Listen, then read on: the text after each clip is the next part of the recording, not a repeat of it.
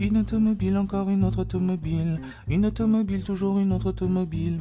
Des automobiles, des automobiles, des automobiles partout. Ah ben quand Philippe Catherine chante l'automobile, c'est génial. Le problème, quand on est automobiliste, on a tous connu ça, Yann, bonjour. Bonjour. C'est trouver une place libre pour stationner sur la voie publique. Et donc vous avez une solution qui va améliorer notre quotidien. Merci, Yann. Alors j'ai une solution, j'ai trouvé des gens qui pourraient avoir une solution. Vous êtes l'intermédiaire. Et effectivement, l'idée, ce serait de pouvoir positionner des radars en haut des éclairages publics qui puissent être capables de détecter sur la voie publique, justement, environ 100 mètres, 80 à 100 mètres de trottoir et de pouvoir être capable de détecter des places libres. Mais également, donc, de vous indiquer là où vous êtes situé en temps réel, là où il y a une place libre pour vous garer. Bien entendu, s'ils se disent il va vous falloir un quart d'heure pour y aller et à cet endroit-là, les places sont prises en 5 minutes, je ne vais pas vous envoyer là. Donc, c'est quand même de l'intelligence artificielle derrière pour être capable de vous indiquer les meilleurs endroits pour vous diriger.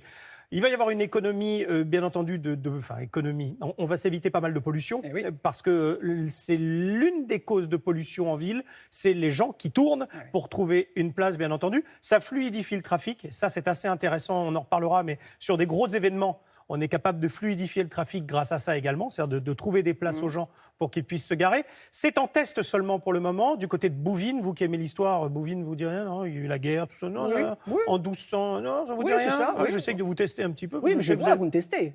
Je n'ai pas la date exacte, cher Yann. Je crois que c'est 1247, non? Bah, 1214, 1214. Regardez, vous l'avez écrit. Bah oui, parce que je me suis dit, il va me le sortir. Eh Il ben est non. capable, l'historien. 1515, je peux. 1214, un c'est peu moins. trop facile. Donc du côté de Bouvines, dans le Nord, c'est en test et on espère bien sûr que le test soit validé et qu'on puisse avoir ça dans les petites, grandes, moyennes villes. Bien. Regardez comment ça fonctionne quand même.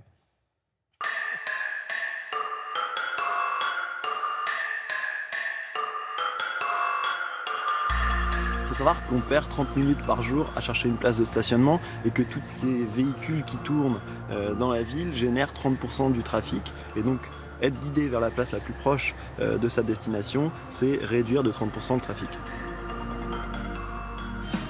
L'automobiliste rentre sa destination, il va avoir le choix de son stationnement, que ce soit donc en indoor, en outdoor, sur du parking relais ou gratuit. Et puis après, il va être guidé jusqu'à cette place de stationnement et puis il pourra faire les derniers mètres à pied. Notre capteur se pose sur l'éclairage public, il analyse 100 mètres autour de lui, le tout sans caméra, ce qui ne pose pas de problème de vie privée ni de fiabilité. Et il est basé sur une technologie du coup radar, qui permet de détecter l'état du stationnement sur le parking. On collecte toutes les données du stationnement qui existent déjà, on connecte de nouveaux espaces avec notre capteur et donc on va pouvoir savoir la durée de vie d'une place de stationnement et si vous êtes trop loin de cette place, vous n'allez pas être guidé vers cette place qui finalement sera prise avant que vous arriviez sur la zone et donc on va plutôt vous guider vers une zone qui est plus fluide.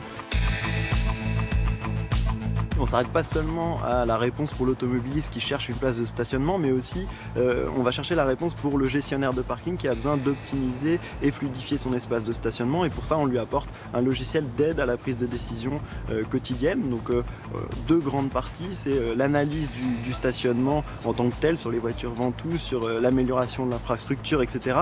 Mais c'est aussi une réponse en anticipant ce qui va se passer. Et donc on peut estimer le nombre de personnes qui vont rentrer dans une zone dans les 10 prochaines minutes ou même savoir si le nombre de caisses ouvertes dans un centre commercial est suffisant en fonction de l'état du stationnement.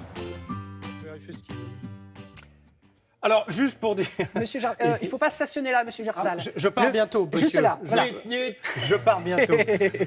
Bien entendu, le coût sera supporté ou par l'exploitant du parking ou bien par la mairie et non pas par l'automobiliste. Hein, Ah, entendu. génial. En plus, c'est gratuit. Ce serait gratuit. Voilà. Merci beaucoup. Fred. Allez, merci beaucoup, cher Yann.